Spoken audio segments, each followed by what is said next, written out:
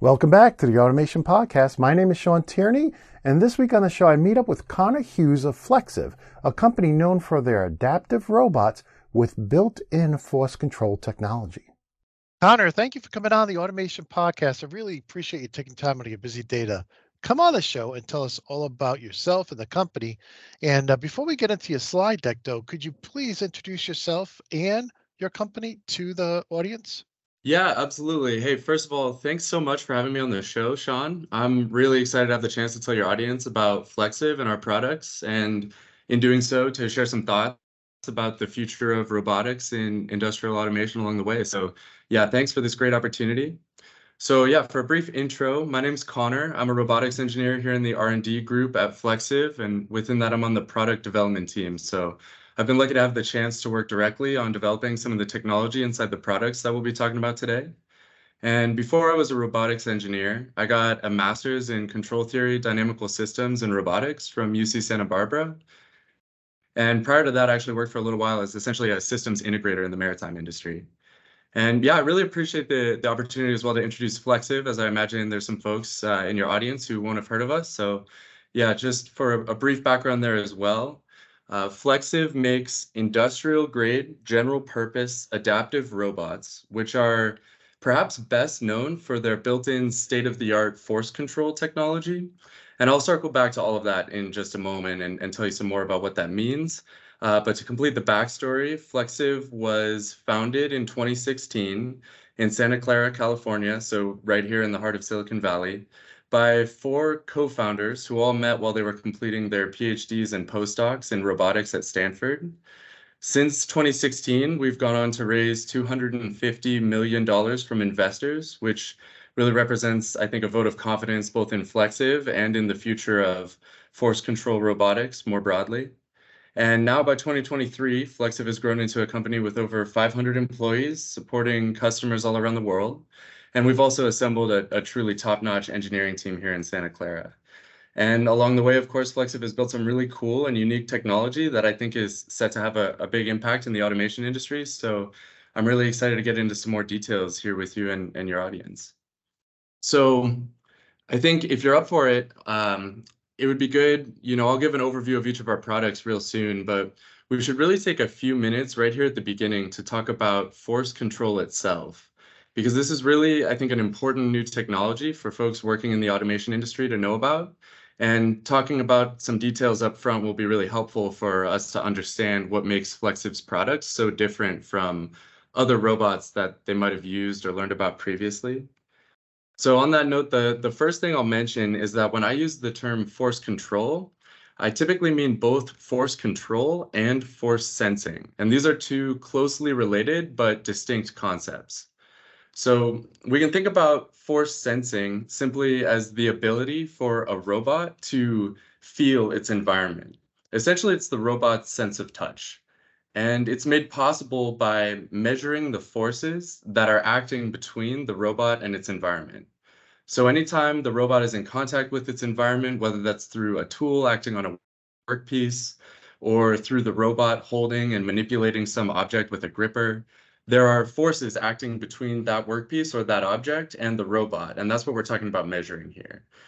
Force control, on the other hand, is the robot's ability to then use that information to complete tasks, quote unquote, by feel, we might say. So it's the ability for the robot to take the measurements of the forces between itself and its environment and use those for control to accomplish some task. So by contrast, traditionally, robots in industry have all relied on position control. So that is being able to tell the robot very precisely where I want it to move to and then just have it go there. And to clear up any potential confusion on that up front, I want to mention that Flexiv's robots are also very high performing with respect to position control, and we'll share some specs on that in a bit. And that force control is really an additional capability on top of that. Yeah, I think if we think about the gripper on the end of a robot, right? Mm-hmm. Do you want that to be, and depending on the application, every application is different, right? But do Mm-hmm. we want that to be position control? Like we want you to close or do we want that to be force control? Do we want to pick up the object with a certain amount of force? What is better? right? And to me, I think just intuitively, it would be better to tell it, hey, hold this with so much force versus, grip it so that you're squeezing it and you get to this position. So that's just my Right. take. No, absolutely. That's spot on. And I think one thing I should mention too is that with a robot like this, there are ways that we can do a hybrid. So we can, combine position and force control. And we can go into that more in a minute. But to your point, I think one of the things that's really powerful about force control is that it helps a robot handle tasks more similarly to the way that you or I might. And so that's actually kind of one of the reasons that force control can be a bit of a tricky concept to wrap your head around is that as humans, we use both force sensing and force control essentially every day, all day long for our entire lives. So I think one thing that we should do right here is maybe take a minute to break down an example of how we use force control in our day-to-day lives. And then we can bridge from this simple example to covering some existing industrial applications where Flexiv's force control technology is in use today. So for a bit of an illustrative example here, suppose it's like the end of the day and you're going to go plug in your phone charger and just leave your phone on, let's say, the nightstand. As a human, what am I going to do to make this happen? I'm basically going to glance down quickly and spot the phone charger, reach down and feel the cable with my fingers and grab it, slide my hand to the end of the cable and get the connector, and then maybe glance momentarily at my phone. But really, the main step is that I'm just going to sort of gently press the charger against the bottom side of the phone and move it back and forth just a tiny bit until I can feel where the port is. Then, press a bit harder, expect to feel a little resistance. And then once that sort of disappears and the charger clicks in, at that point, I feel I can't really push it any further in. I know it's plugged in. Maybe I feel the phone vibrate and the job is done. And so this is something that we can do, even in the dark, and it's not that hard for us. And that's kind of proof right there that we do this task mostly by feel. And this is, we do all sorts of tasks by feel. So this is just sort of one example where it's really easy to see. And let's stick with that phone charger example for just a moment. I know this is a little crazy, but imagine that you wanted to have a robot do that same task, so plug in your phone for you. So a traditional robot, which only has position control capabilities, just really can't do any of the same steps in the same way that I just described you or I doing them.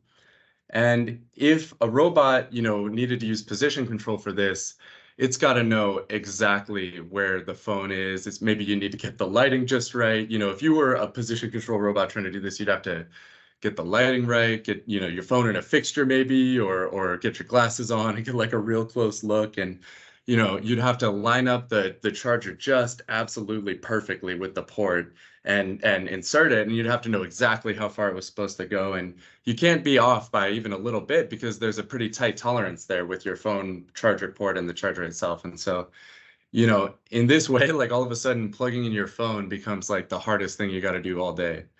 And in robotics, that's actually, a pretty common thing. It's a known paradox that like a lot of the things that we think are really easy, like these sensory motor skills, are actually the hardest things for robots to handle. And so that's really where force control will come in. So, if a robot could complete this task by feel, it just becomes way easier for us to tell the robot what to do because we can ask ourselves, how would I do this task?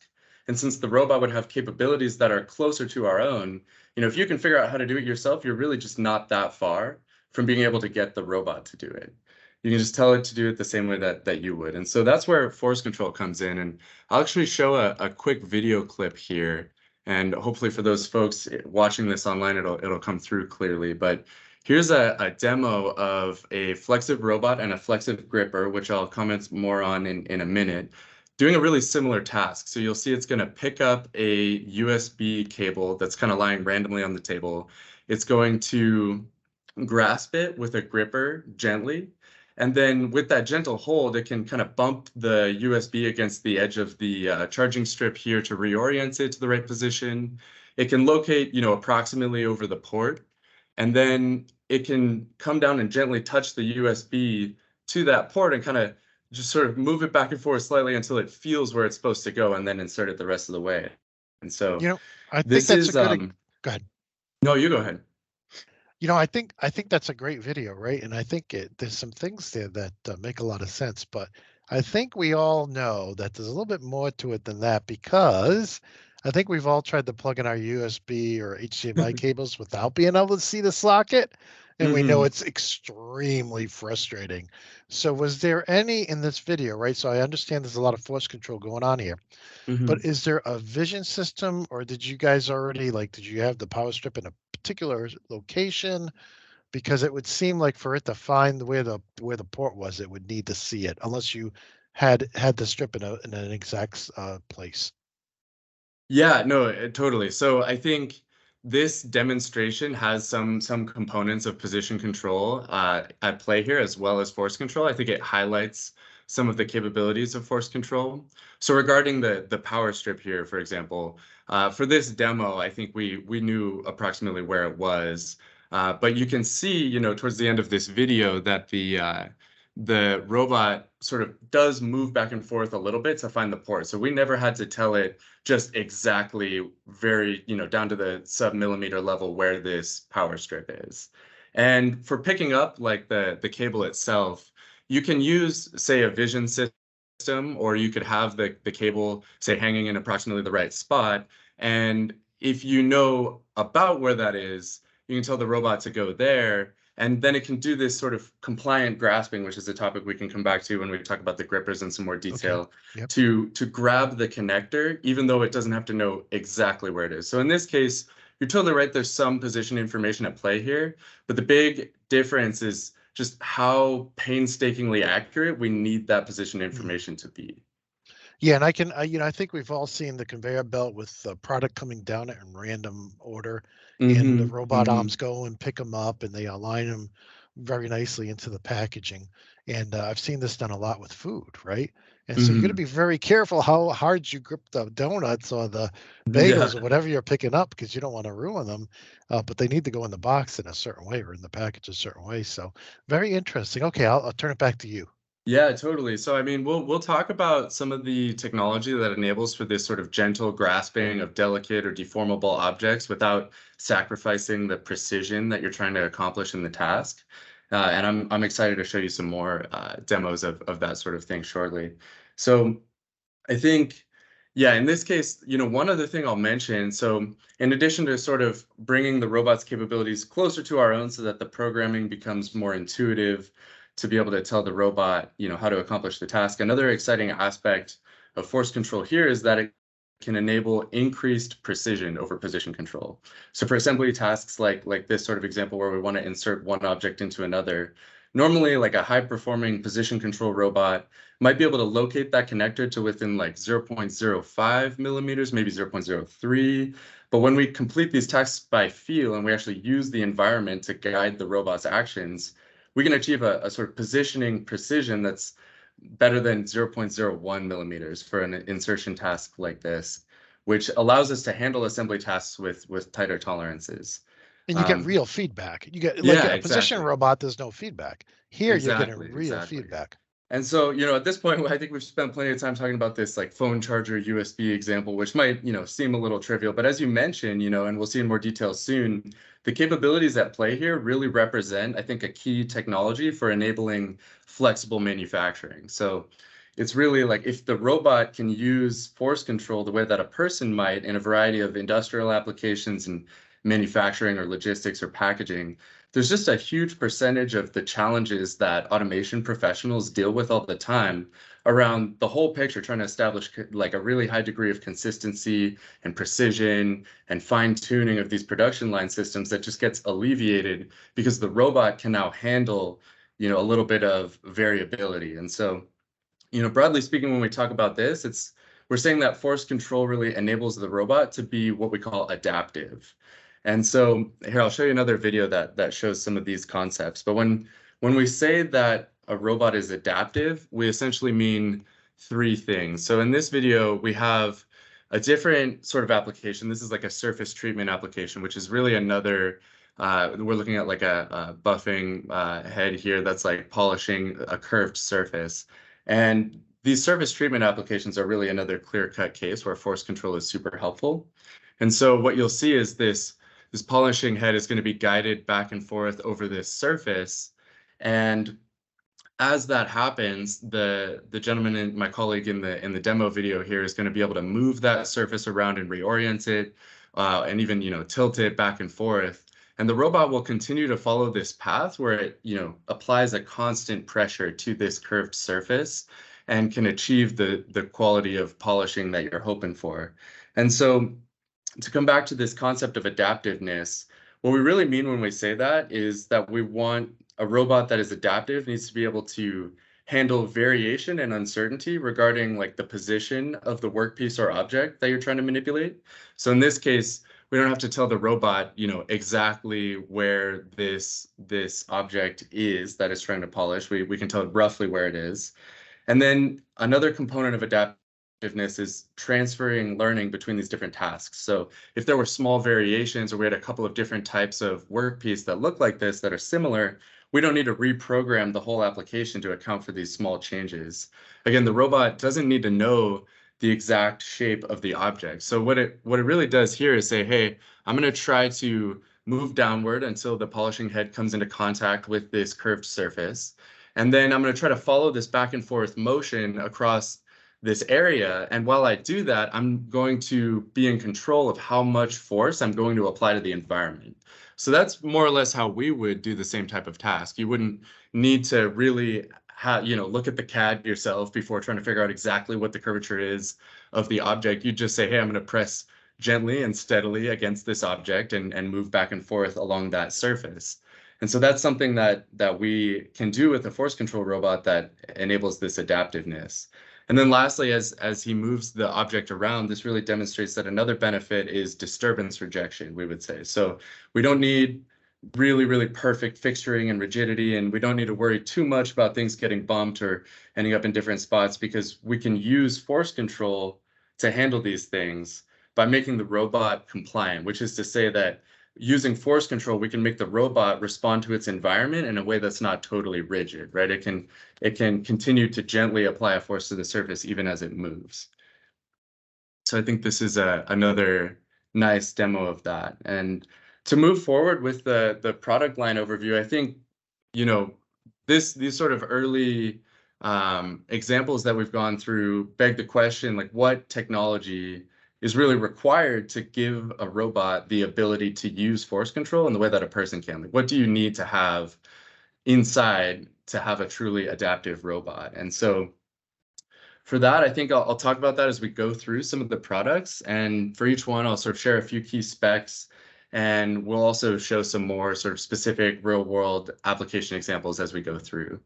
So the first sort of key product in our product series in our product line is the Rizon series of robots. So these are 7 degree of freedom collaborative robots, and they have torque sensors at every single joint. And that's really that's a key enabler of force control here, is that you need a really high quality torque sensor at each joint, and you need to be able to read those very quickly. And the torque sensor technology that we have inside these robots is state of the art. And it's traditionally, one of the big barriers to enabling force control in robotics has been that there's some fundamental reasons why it's really hard to make a really good force or torque sensor. And Flexiv has actually made some sort of key technological breakthroughs that have enabled us to build really, really high performing force and torque sensors at a lower cost. And so we're able to bring the overall robot cost down relative to anything else that you'd see out there that has 7 degrees of freedom, that has torque sensors at every joint. And the product line, the Rizon product series, consists of 4 different versions. We have the Rizon 4, Rizon 4S, Rizon 10, and Rizon 10S. And so in those names, the 4 and 10 indicate the payload, that's 4 kilograms and 10 kilograms. And the S version is essentially the same robot, but we add a 6 degree of freedom force torque sensor at what we would call the wrist, or the flange at the end of the robot arm. And this is a sensor that we built completely in-house using our proprietary state-of-the-art force sensing technology that we've developed. So I think to go through just a few more specs, the reach for the Rizon 4 is 780 millimeters, and for the Rizon 10 is 845. And that doesn't count the first sort of lengths of the robot, the base of it. So the max reach in certain directions is actually 950, 990 millimeters for those two. And with the Rizon series robot arms, we include, a few peripherals. So there's a industrial PC that's what we call the control box that controls the robot. We have what we call the motion bar, which is a little pendant that gives you easy access to the emergency stop. It gives you the ability to switch between different modes, either running some program, or we have like a teach mode where we can put the robot in this like floating mode where it's really easy to guide it to different positions and then teach it how to complete a task essentially by hand. And then we also provide a teach pendant. This is a tablet that comes with our drag and drop programming software called Elements pre-installed that makes it easy to use to program the robot. So we'll go through some of those, and there's some other peripherals. It's common to add cameras, all sorts of different tooling at the end effector. It's common to put these robots on like a linear stage or a mobile base. There's too many other ways that you can extend this really to list here, but I'm happy to chat about any of those in detail if you want. Just to make a few comments on integration, I think it's good to note that the control box provides a bunch of 24-volt digital I/O ports, 16 input, 16 output, which makes it easy to integrate with PLCs, relays, pneumatic or hydraulic systems for tools you might want to mount on the robot, really whatever you need. And then we also provide a separate set of safety-specific digital I/O ports, which allow you to connect safety-critical components if you wanted to add any others as well. And these have the same redundancy and fault tolerance that are built into Rizon itself. And so this is really one of the other key benefits of the technologies that go into these collaborative robots is that we're able to make them inherently much, much safer to work right alongside. So you don't have to like fence them off in their own separate section of a workspace. The control box supports Profinet I/O, Modbus TCP, Ethernet IP. It's got 4 RJ45 ports, some USB Type A. And it also has a tool connection on the last link of the robot near the flange, which is an 8-pin flush type connector that provides power and communication for whatever kind of tool that you want to add on to the end there. So those are some basic specs. Definitely happy to answer any other questions that you might have there. Let me just, for the audio audience, just repeat the model here. This is the Rizon, Rizon, that we're looking at right now. And the image kind of tells it all. All the specs are on the screen. Absolutely. Yeah. Thanks, Sean. So moving forward, there's a couple other demos that we have of real applications that have been developed. So I don't know if you can see the video playing on the right side here, but we have like a sanding application where we have a sanding tool that's mounted onto the end of the arm, and we can follow a path over a flat surface. But we can also follow the contour of the object, including sanding over, say, the edge or even a corner of that object and sanding the other side in one continuous motion. Again, coming back to using force control to really follow the contours of the object so that we don't have to specify all of those details ourselves. And then on the left here, there's another example of that. So this is something we call like trajectory learning, which is really saying, following the object to learn these contours. So here we have a sanding application where the robot's actually being used to sand and finish the body of a guitar, and it's following the outline contour of the guitar body, but we never told it what that contour was in advance. So it can gently apply a force inward towards the center of the body of the guitar and follow its outer contour, sanding the whole way. And not only that, you can then, if you want to, you can record the motion that it went through, and you can learn what the actual outline of that guitar body looks like, which might be useful for later steps in the process. So let's see, moving on to a couple other applications here on the left, we have a Ryzen 10 you can see mounted upside down to sorry, I got a little sound with that one. Mounted upside down to a frame and performing a grinding task on a portion of the underbody of a car. So this is from a real existing automotive application that's been deployed in industry. So it's got a grinding tool on the end, and it's just moving over to these different portions of the car body and completing these these tasks that really require force control capabilities. And I think one of the interesting things here is that this kind of grinding task, you can imagine if you were going to do it yourself, you might need to apply considerably more force at the tool, like to the workpiece, than you would in like a polishing or a gentle sanding application. And so that's something that we make it really easy for you to control with the Rizon robots. Is you can tell the robot, how firm you want it to be in interacting with the environment. And then on the left here, we have a deburring application where you'll actually see the Ryzen 10 robot has a deburring tool, and it's following the contour of this metal part, which is actually a portion of the shell of another Ryzen robot. So not to cause concern, but this is the moment where we have robots making other robots.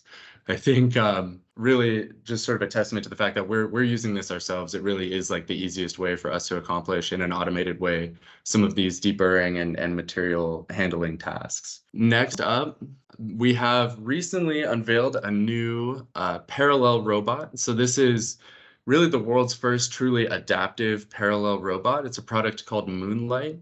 We actually recently had a press event called Flexiverse, which there's a video up on YouTube, and anybody listening who wants to learn more about the specs or see some more demos, I would totally suggest that you go check that out. It's going to go through each of these things that I'm talking about today in a bit more detail. But this product is really an exciting opportunity for us to take the same force control technology that we've developed for our flagship Rizon series of 7 degree of freedom collaborative robots and put it in a different package that has some different strengths that are really helpful for certain applications. And so one of the key differences here is that Moonlight, being a parallel delta configuration robot, has 3 degrees of freedom.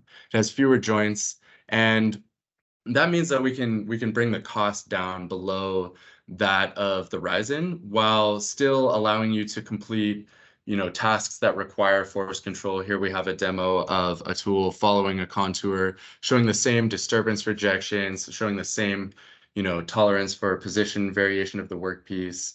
And we can provide this at a lower cost, and it also has a higher payload. So the standard payload for the Moonlight robot is 7 kilograms with a maximum speed of higher than 1.5 meters per second. So it's a little bit faster. It has a repeatability of 0.03 millimeters. That's the position repeatability. Again, not taking into account the advantages of force control that might allow you to complete even finer tasks. It's also got a higher max payload of up to 12 kilograms if you go a little bit slower. So you can do 7 kilograms at the full speed, and if your task is a little bit slower, you can go up to 12. And it's got an IP65 rating, and from the safety side, just like our other arms, it's compliant with the ISO standard 13849-1 category 3 PLD. So that's something that folks who've used robotics in industry might be familiar with. It's a safety certification showing that you essentially can trust that you can work alongside this robot as well. We have 2 new products that we've unveiled that are pretty exciting. And so the first one is a gripper we call Grav, and this is a parallel jaw gripper which has force control. So lots of other grippers which offer force sensing or control rely on measuring the current that's at the actuator inside the gripper to estimate the grasping force that is applied to an object. And so in looking at that, we saw an opportunity to leverage our expertise in developing these state-of-the-art force and torque sensors to build a gripper that also contains a custom-built force sensor, and then really enable that to work together seamlessly with the sensors and the capabilities of our Rizon arms to provide even greater manipulation capabilities and improved dexterity. So this system is totally plug and play with our Rizon arms. You can literally just mount it on the end of the flange of the arm and plug it into the port near the end of the arm and start using it. So it's got some really exciting capabilities that work together well with our force control arms. So it has the ability to provide a really stable grasping force or gripping force. So we can control the force between the parallel jaws down to 0.5 newtons, even in dynamic motions, even if the object is soft or deforms a bit as you grasp it. And this is super helpful for grasping fragile objects without breaking them. And the fact that the gripping force can be precisely controlled and adjusted also allows you to pick up an object and reorient it like we saw with the USB insertion demo by holding it, just gently enough to allow it to be rotated while being held, but firmly enough to avoid dropping it. And so those are certainly some benefits that open up new applications. And then the grasping motion itself is also quite fast and responsive. It can close the jaws at up to 200 millimeters per second, which is among the fastest and most responsive that you'll find among parallel jaw grippers. And so, as I mentioned before, the Grav gripper integrates with the force control capabilities of our robotic arms, which allows for something we call compliant grasping. So in the case where maybe an object that you're trying to grasp is not perfectly centered between the jaws when you first start to close them, and one of the jaws makes contact first, we can sense that, and the arm can use force control to adjust seamlessly while grasping it so that it can kind of center itself over the object and bring both jaws evenly into contact without even moving it before picking it up. And in some applications, this can really help avoid damaging objects or having other undesired effects while performing these delicate and precise assembly tasks.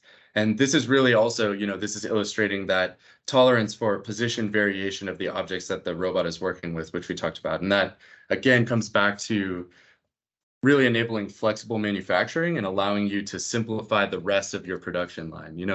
Today, a lot of the effort that goes into fine-tuning production line systems, you might be able to do the initial setup and integration relatively quickly, and it might take you months longer to be able to dial everything in to where it works seamlessly together. And a lot of those requirements come from the fact that the robots you might want to use to automate some later steps in the process just can't handle any kind of variation in the work piece itself that comes through or the objects that it needs to manipulate. So there's some other cool things that we can do here. We can grasp fragile objects. Here is a video showing a Flexiv arm working together with the Grav gripper to pick up a light bulb and screw it in to a socket that's nearby on the table. And you actually kind of see in the beginning of this that the arm gently kind of moves down until the ends of the parallel jaws touch the table that the light bulb is resting on. And then they move inward together to grasp the light bulb. And so this is an example of where you could say, you could program something like that quite simply. You could say, hey, the light bulb's here. I want you to move down. Don't break through the table, just gently touch the table and then gently come together and grasp the light bulb with a force that isn't going to break it. And now you can pick it up. And you can specify that, you want to reorient that light bulb and insert it in the socket and screw it in. So I think another cool demo of how this can be really useful is that using the arm's force control capabilities, you can use a gripper like this to pick up even thin objects like a credit card that are lying flat on a table. So you could, again, come down and gently touch the ends of the parallel jaws to the table, and then slide the ends of those jaws smoothly along the table, maintaining contact with the surface until they reach the edges of the object and grasp it and pick it up.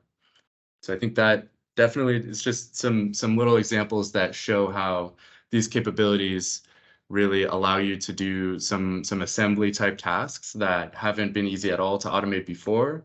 If you just had position control, it'd be really hard to make sure you didn't apply, too much force when you initially went to close the jaws, or didn't apply too much force when you come down and touch the table, such that it becomes very difficult to smoothly bring the jaws together and pinch the credit card. So the next product that I want to show in this product line is something we call Grav Enhanced. So this is a gripper it's really exciting. This is some totally new technology here. This is a gripper that has parallel jaws, just like the Grav gripper that we talked about, and it has the force control capabilities that allow for all of the same behaviors that we just described. And it also has another grasping mode that it can switch to. So this is what we call a bimodal gripper. It's got the normal parallel pinch mode, but it can also hyperextend the jaws and sort of move them out of the way. And then it has this thin film of this really cool advanced material that we call a gecko adhesive material. It's this thin film, a thin strip of material that's a sort of engineered material that's inspired by the texture actually on a gecko's foot, which gives it the ability to take advantage of a cool physics principle called super friction. And this is based on some work from the Kutkoski lab at Stanford. So you might have seen some other videos online showing off this gecko adhesive material. And we've worked together with them. This is the first time that anybody has gone to mass produce this particular gecko adhesive material for use in industrial applications. And we've done a bunch of testing of, all sorts of different applications, fatigue life testing, dialing in the manufacturing so that this is really industry ready. This is like an industrial grade gripper that takes advantage of this super friction principle. And one thing that's cool about this is that it's based on dry adhesion, we say. So there's no residue that's left behind. And the material itself can hold super strongly and lift heavy objects as long as it can establish contact with a somewhat smooth surface on that object. And then it will also release really gently and easily on command. So it doesn't require you to apply a large normal force at all. That's really the benefit of super friction is you don't have to squeeze an object hard at all to be able to pick it up with this. It can have a really, really gentle touch. So it's super useful for grasping like deformable or delicate objects. And in a lot of cases, it's also can be more robust and effective than using a suction cup. So you don't have to worry about breaking the seal of the suction cup if the suction cup's drawing a vacuum. Maybe if you have a fragile or deformable object, that might be too much for that object. And there's these sort of odd shapes, like you could imagine trying to grasp bubble wrap with, for example, with a suction cup gripper. It's going to be tricky to establish a good seal reliably every time. But as long as you can get a portion of this film in contact with that surface, doesn't matter if it's curved or has an odd shape, it can do really well to pick these things up gently. It's also really helpful for grasping objects that are just too large to fit in between the parallel jaws. So you just can't pinch them. So in this image on the right, and then in this little demo video here, we can see it picking up a car taillight by the sort of exterior glass portion by applying the film to the curve of the taillight.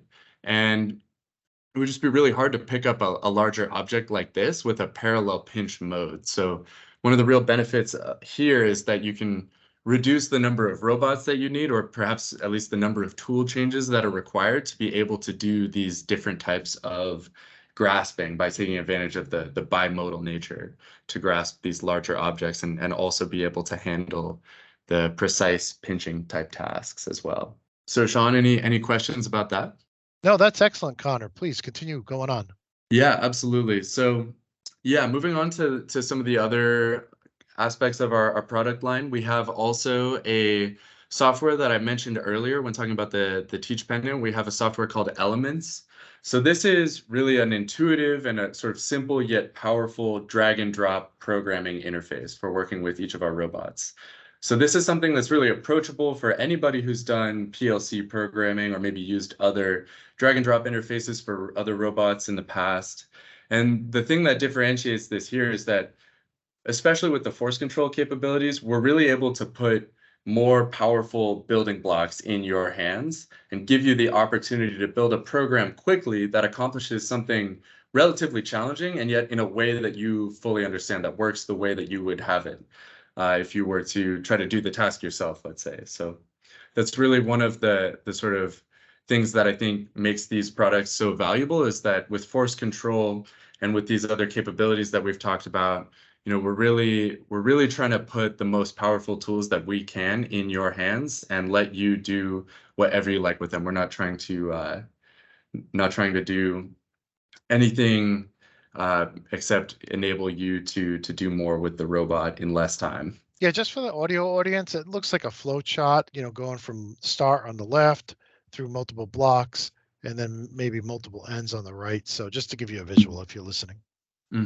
Yeah, so we've got these different types of blocks that represent primitives. So these are different types of motions, and some of them, you might have a pure position control block that you want to use, but we have these blocks that include these force control capabilities. So there's like force control based primitives that you can work with, and different sort of building blocks that allow you to do things like, move down until you gently touch the table, and then pinch until you grasp the light bulb, and then pick it up, and things like that. These are the sorts of, move down until you contact the environment, and then pinch gently with this amount of force. These are things that you can tell the robot to do, which really is how we're trying to make this something that's much more intuitive for a person to use to program the robot.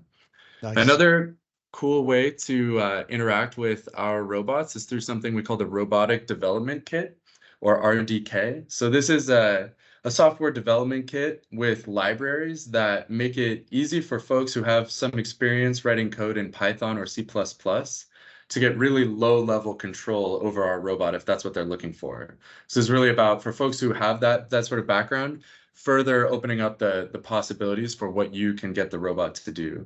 And we're adding more capabilities to our drag and drop programming interface elements all the time. But really, the flexibility that you can get with using like an API like this is really hard to match. And so this is great for researchers, but also for anybody in industry who might have that skill set, who wants, the best flexibility that they can get, who really wants to be able to work with low-level control over what the robot is doing. And then lastly, we have a system called Noema. So this is an AI system that we've worked on and developed that allows you to build computer vision-based applications. And it's also useful for something called grasp planning. So this is how the robot decides to try to pick up various objects. And in our case, in planning how to pick up these various different objects in a pick-and-place type application, the fact that we can leverage our force control capabilities means that we can really achieve state-of-the-art performance for pick-and-place type tasks as well. And so for this software, we really stick with the theme of trying to put the most powerful tools that we can in your hands. So you can use a similar interface based on these different building blocks that you can put together to build applications that do rely on computer vision. So you could implement, different object detection, classification, localization, things like this. And you really get to build an application on top of those capabilities in the way that you want it to work. And so I think this is something that we are rolling out later this year. So it'll be available for external users in Q2 of this year. And if you want to work with Flexiv also as an integrator and have us help you set up an application, this is actually ready today for us to deploy. So this is something where it has a few different parts to the Noema system. We have an edge controller or an edge device. This is a computer that goes together with the Rizon robot or other robotic systems to handle what we would call inference in real time while you are completing the task. And then we also have a cloud system that allows you to train these computer vision algorithms to train your machine learning models to do the types of, say, classification or detection of objects that you might want to. And this is sort of distinct from some existing industrial camera systems that you might be familiar with today, just in how it's able to really give you a straightforward way to develop these machine learning based applications that are more flexible. So it can do, if you have data that you want to use to train it on a certain task, you can have it, say, detect, for example, blemishes in like a polishing task as it's completed. And that's a difficult thing to do with an existing industrial camera system where you might be expected to sort of draw a bounding box around the feature of interest or something. It might be difficult to manually go through and try to figure out exactly what a blemish or defect in a polishing job looks like. But you can train on a large amount of data to do exactly that. And that training can be done through Flexiv's cloud system. It can also, if you are, for example, not comfortable with that approach and you want to do, keep all of your data on premises and do the training with servers that you have on site, that's also something that we can work with you to set up as well. So you've got options there. We're not really trying to push anybody to do anything any particular way. We're just trying to, again, put these really powerful tools for integrating machine learning into your production systems. I think in a situation where you have a very proprietary product or process, you'd probably want to try to work with you to get that on site. But a lot of Hmm. times you're building a machine that's going to work with consumer goods. So there's nothing Hmm. proprietary about the product. So in that case, offloading the training and the machine learning to your cloud services would seem to make a lot of sense. And this harkens back, at least from me anyways, to the presentations Elon Musk and his team have given about the machine learning of their self-driving cars. So it's interesting, and I think it's really cool that you guys are doing this yourselves, because I think Hmm. a lot of robotic product companies, are outsourced the vision to somebody else, and so I think this is very interesting. Yeah, absolutely. And I mean, to your point, so in some applications, it can be easier to say use our cloud service, and we're not really trying to push you to do anything you're not comfortable with. So if you've got something proprietary, want to keep it on site, that's fine.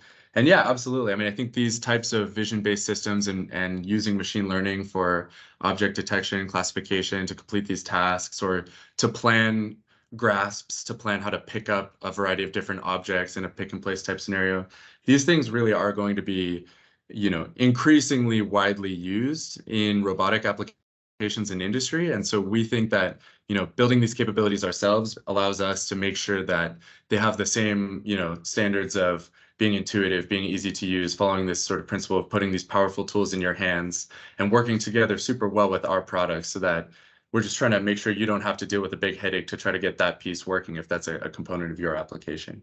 Nice.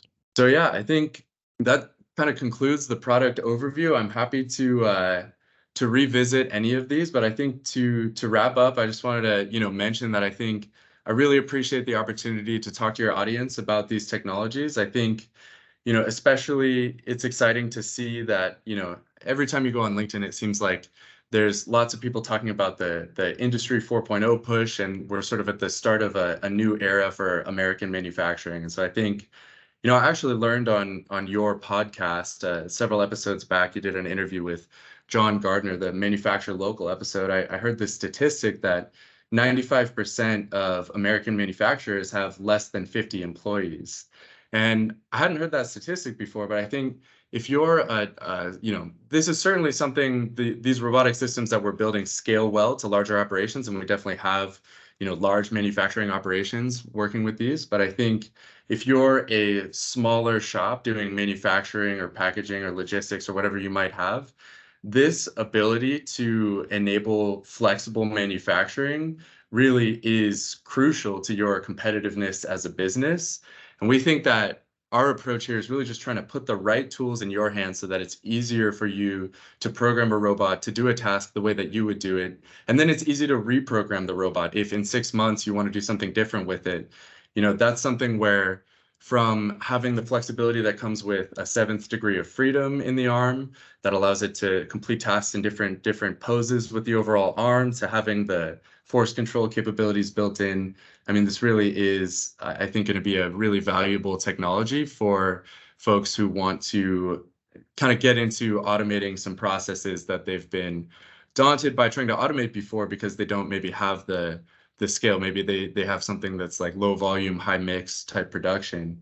These technologies are really going to change the game for how easy it is to get a robot to work in that sort of environment. So, I've said it before and I'll say it again, but I think force control really is the future for robotics in manufacturing.